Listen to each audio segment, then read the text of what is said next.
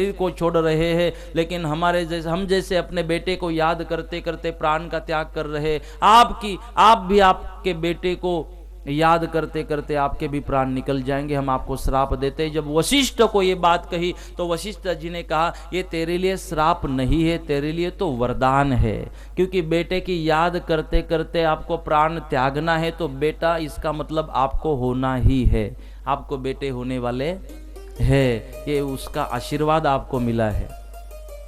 तब वशिष्ठ जी को बात पता चली। वहां पर विभांडक ऋषि का जो लड़का था श्रृंग ऋषि, उनको बुलाया, यज्ञ करवाया।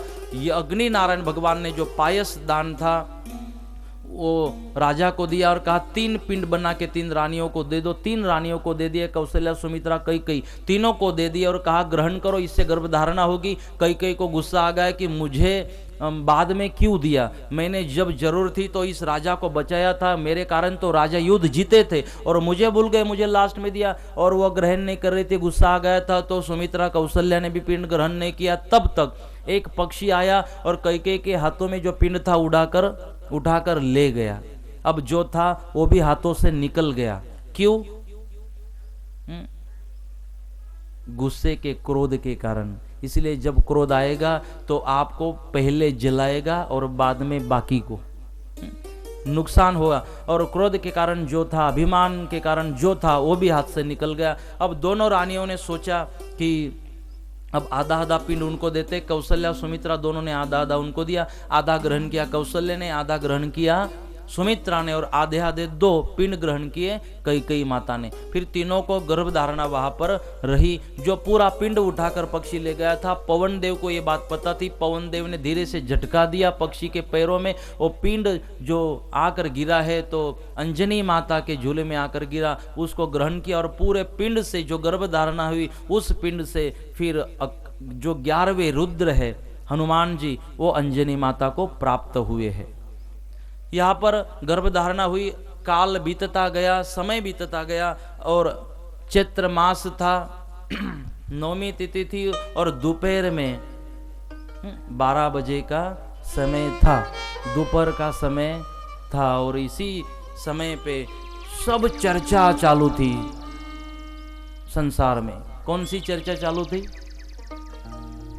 कि आज दोपहर में ये जो सूरज है वो सूरज आज क्यों हिल नहीं रहा है, एक जगह पर इतना समय ये सूरज आज क्यों स्थिर हो चुका है, ये हिलने का नाम ही नहीं ले रहा।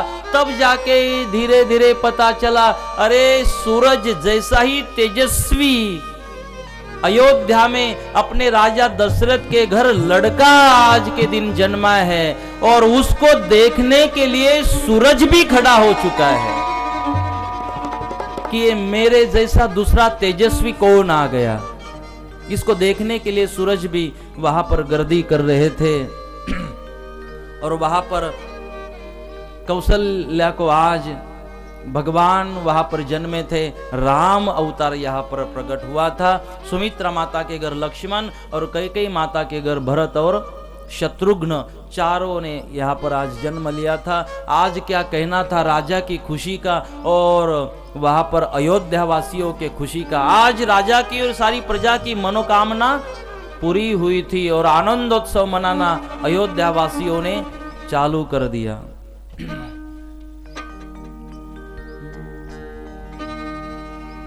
जन्म लियो मेरे रघुराई, जन्म लियो मेरे रघुराई, अवधपुरी में बहार आई। जन्म लियो मेरे रघुराई, जन्म लियो मेरे रघुराई, अवधपुरी में बहार आई, अवधपुरी में बहार आई। दोनों हाथों से ताली।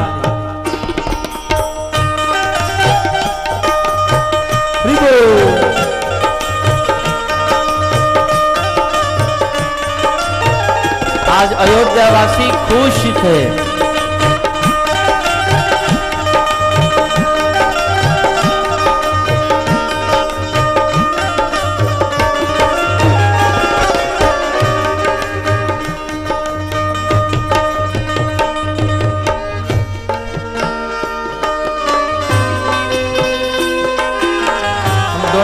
से भाव से ताली बजाएंगे। आज ये हमारा वड़ा गांव नहीं है, आज अवधपुरी, आज अयोध्या और अयोध्या का अनुभव। क्योंकि अगर परमात्मा राम को बुलाना है तो हमें इस भूमि को अयोध्या पहले बनाना पड़ेगा। अयोध्या में राम जन्मते, इसलिए दोनों हाथों से भाव से ताली।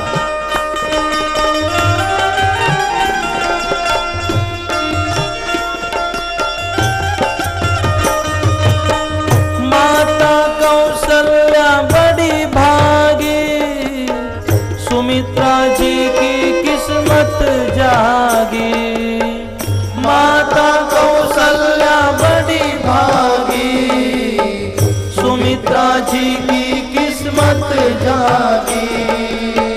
माता कौशल्या बड़ी भागी, सुमित्रा जी की किस्मत जागी। माता कौशल्या बड़ी भागी, सुमित्रा जी की किस्मत जागी। राम लखन दोनों भाई, राम लखन दोनों भाई, अवधपुरी में बहार आए। राम लखन दोनों भाई, अवधपुरी में बहार आए। जन्म लियो मेरे रघुराई, जन्म लियो मेरे रघुराई, अवधपुरी में बहार आई।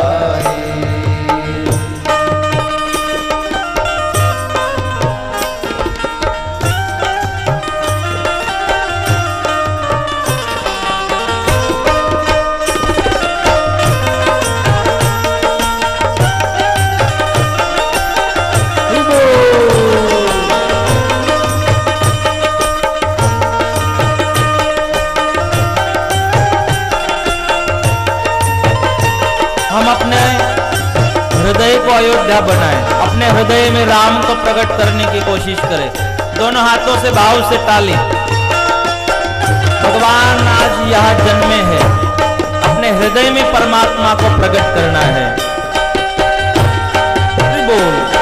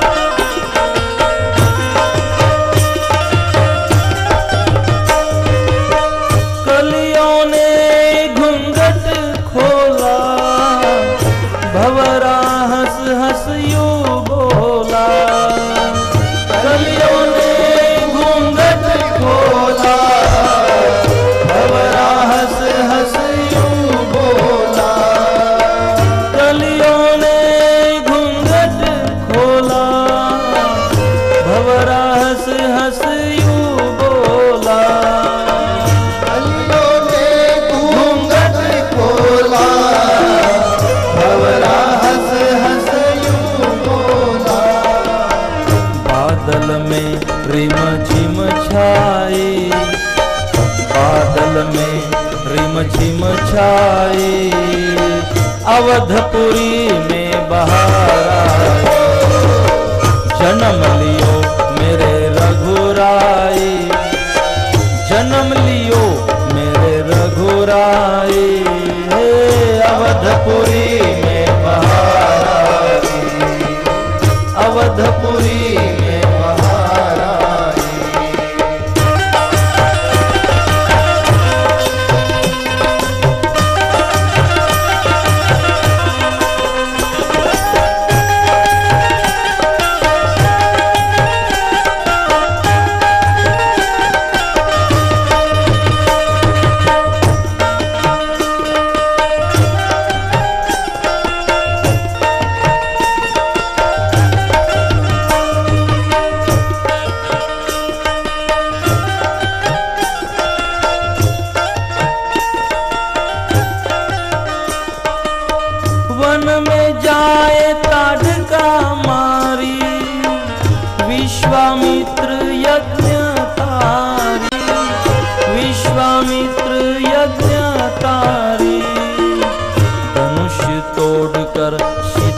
ब्याही, धनुष तोड़कर सीता ब्याही, अवधपुरी में बहार आई। जन्म लियो मेरे रघुराई, जन्म लियो मेरे रघुराई, अवधपुरी में बहार आई।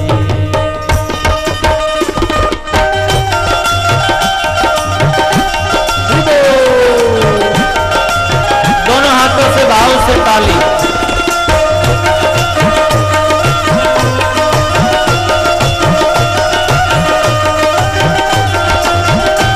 आज अयोध्या वड़ागाम में खुशियां ही खुशियां।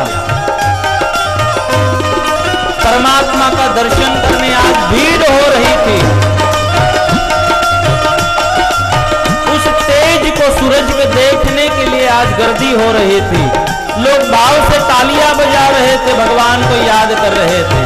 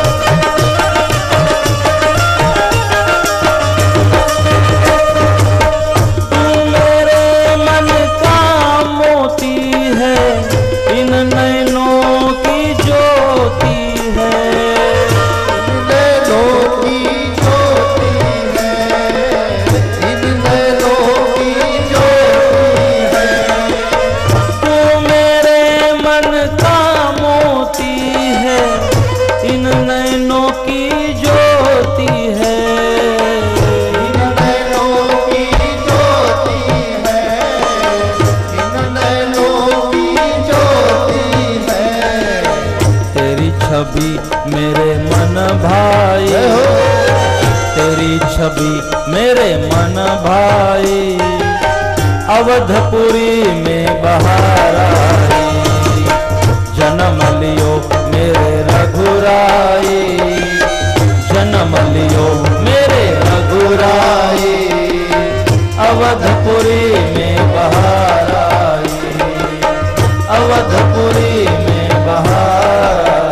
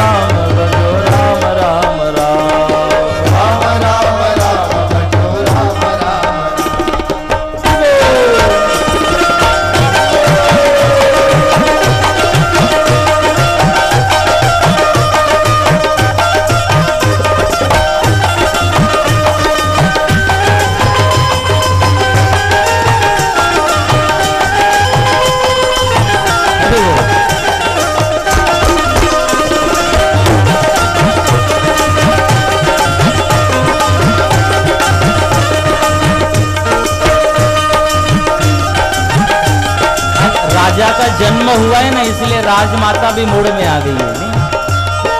हरि बोल।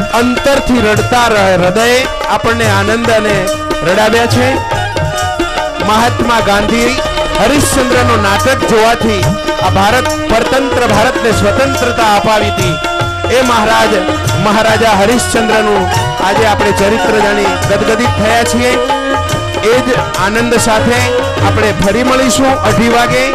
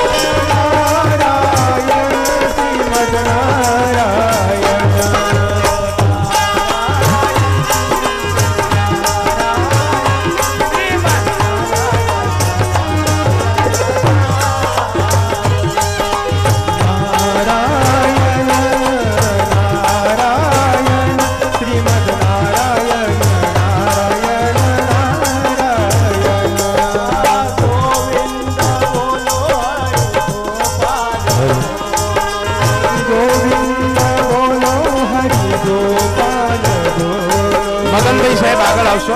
મગનભાઈ ગોવિંદ બોલો હરિ ગોપાલ બોલો ગોવિંદ બોલો ગોપાલ ગોવિંદ બોલો ગોપાલ બોલો ગોવિંદ બોલો ગોપાલ ગોવિંદ બોલો હરિ ગોપાલ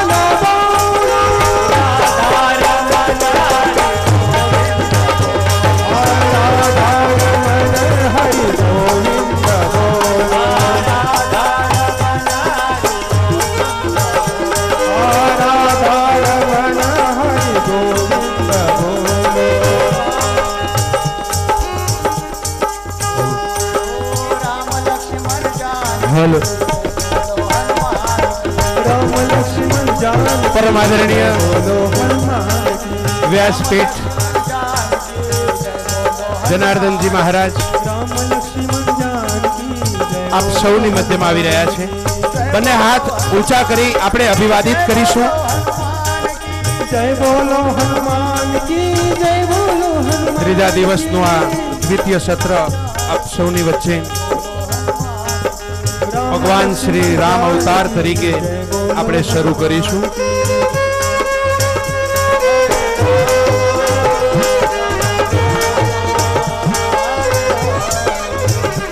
હરે રામ રામ રામ હરે હરે. મુસાફરીમાં ભક્તિ ભળે એટલે યાત્રા કહેવાય. ભોજનમાં ભક્તિ મળે એટલે પ્રસાદ અને ગીતમાં ભક્તિ મળે એટલે પ્રાર્થના થઈ જાય. સોમદાસજી મહારાજ પરમ શ્રદ્ધેય ગુરુવર્ય શામજી દાદાને પણ વિનંતી, આપ આપનું સ્થાન મંચસ્થ લેશો.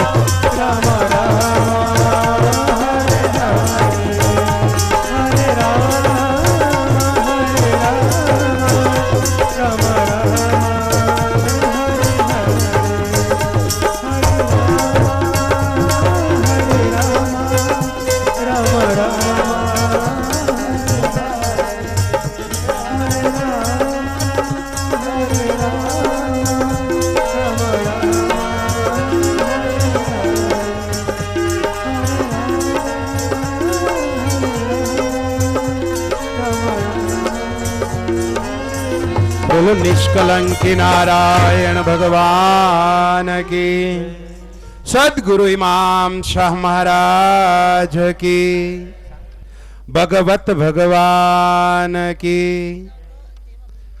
आचार्य श्री जनार्दन जी महाराज की, कुल देवी श्री उमिया मात की.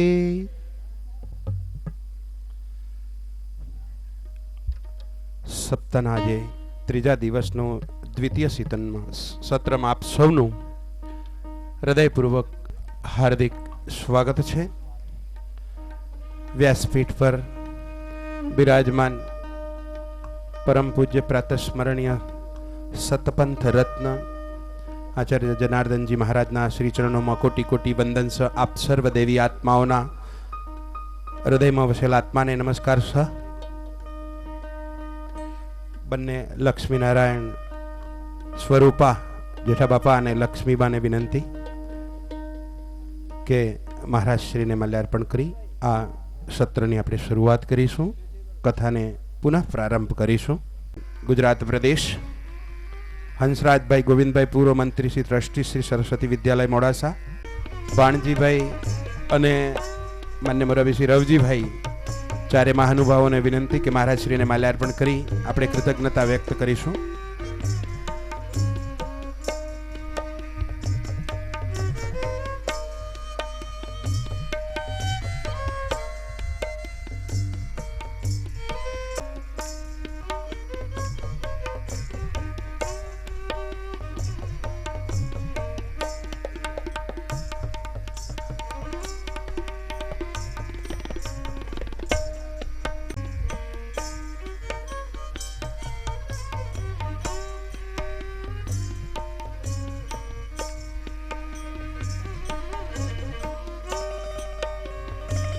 હર્ષદભાઈ પાલડીલાટ પ્રેરણાપીઠ પિરાણા વિશ્વ હિન્દુ પરિષદના સક્રિય કાર્યકર.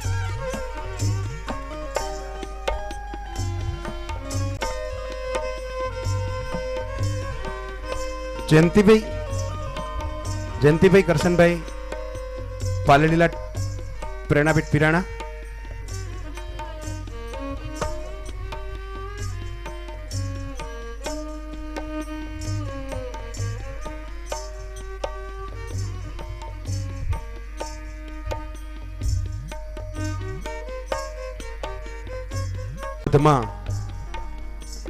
અવતાર લઈ ચૂક્યા છે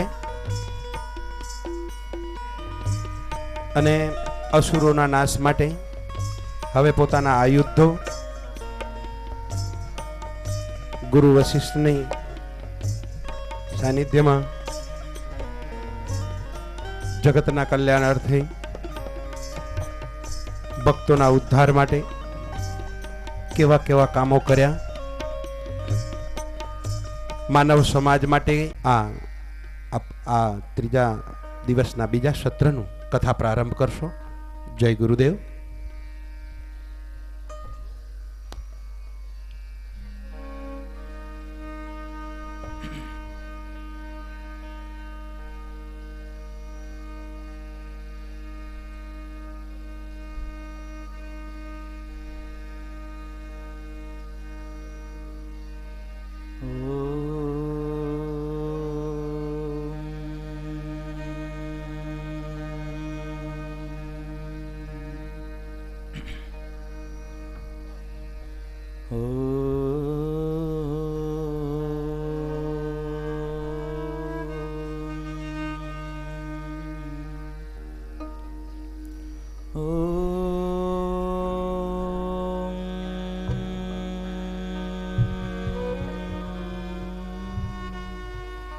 हरिः ओम् हरिः ओम्। ॐ नमो निष्कलङ्के नारायण जनार्दनाय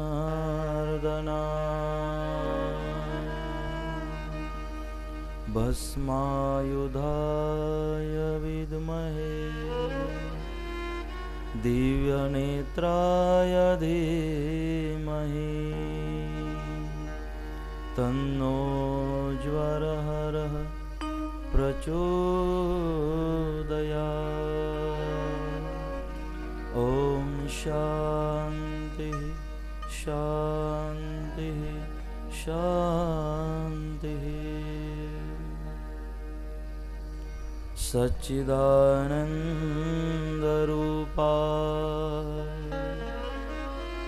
विश्वोत्पत्त्यादिहेतवे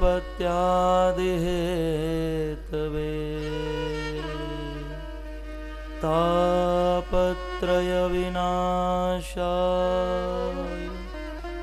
श्रीकृष्णाय वयं नमः। ॐ अज्ञानतिमिरान्धस्य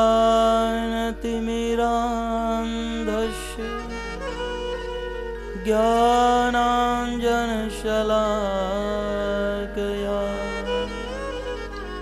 चक्षुरुन्मिलितं येन तस्मै श्रीगुरवे नमः। ध्यानमूलं गुरुर्मूर्ति पूजामूलं गुरुर्पद मन्त्रमूलं गुरुर्वाक्यं मोक्षमूलं गुरुर्कृपा। मुखं करोति वाचालं पङ्गुं लङ्घयते गिरिं यत्कृपातमहं वन्दे परमानन्दमाधवं परमानन्दमाधवम्।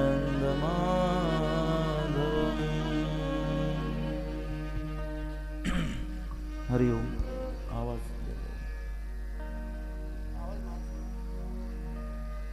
ओम श्री निष्कलंक नारायण भगवान की श्री सद्गुरु इमाम शाह महाराज की श्री सतपंथ सनातन धर्म की श्री आदिशक्ति मात की श्री उमिया मात की आदि जगत गुरु करसनदास महाराज की जगत गुरु नानक दास महाराज की गुरु जगन्नाथ महाराज की सब संतन की जय। पार्वती पते हर हर महादेव। ओम नारायण श्री नारायण नारायण नारायण हरे हरे।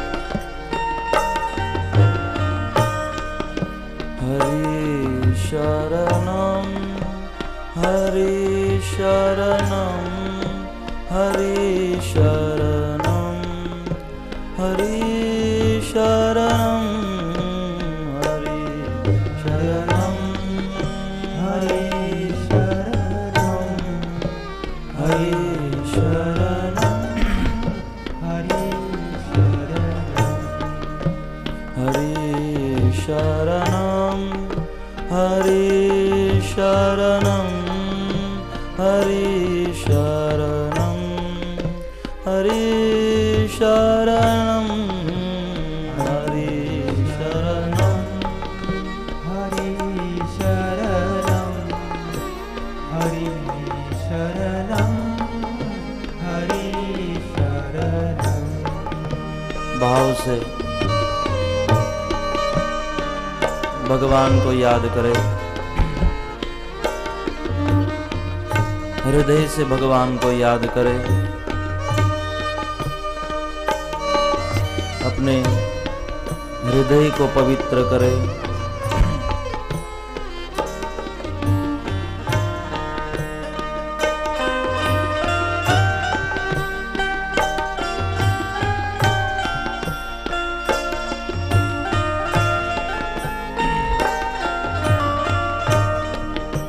हम सब गाएंगे, हरि को शरण हो जाने की कोशिश करेंगे। भाव से, अंतकरण से और हृदय से मेरे साथ। हरि शरणं हरि शरणं हरि शरणं हरि शरणं हरि शरणं। सब गाइए। हरि शरणं हरि शरणं हरि शरणं हरि शरणं हरि शरणं हरि शरणं हरि शरणं हरि शरणं हरि शरणं हरि शरणं हरि शरणं। हरि को शरण हो जाए।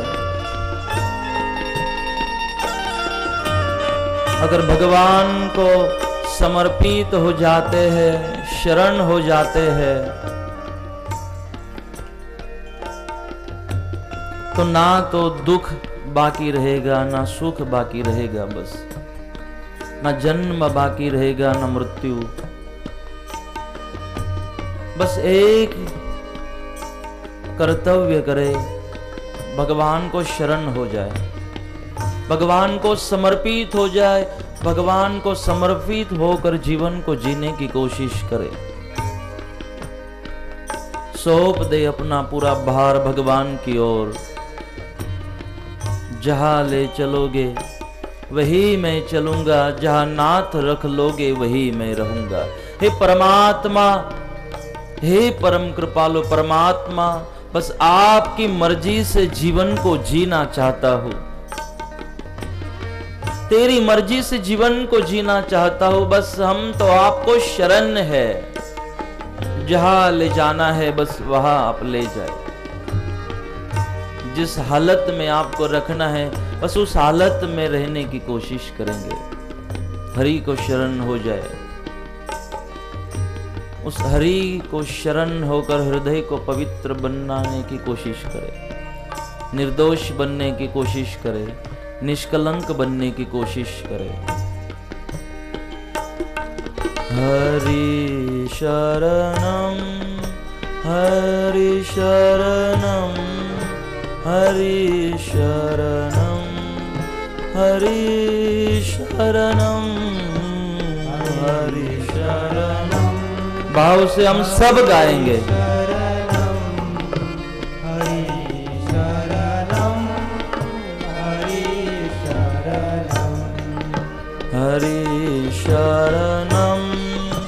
हरि शरणं हरि शरणं हरि शरणं हरि